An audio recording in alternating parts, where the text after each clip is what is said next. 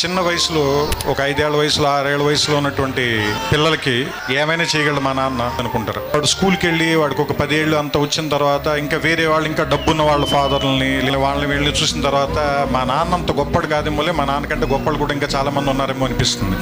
15 ఏళ్ళు దాటి 18 ఏళ్ళు అవి వస్తున్నప్పుడు నాన్న సిగరెట్ కాల్చొద్దురా లేదా బాగా చదువుకోరా ఇలాంటివన్నీ చెప్పినప్పుడు మా నాన్నకి సరిగ్గా తెలియదు అనుకుంటా బతకటం, అందుకని ఇలా అయిపోయాడు అనుకుంటాడు.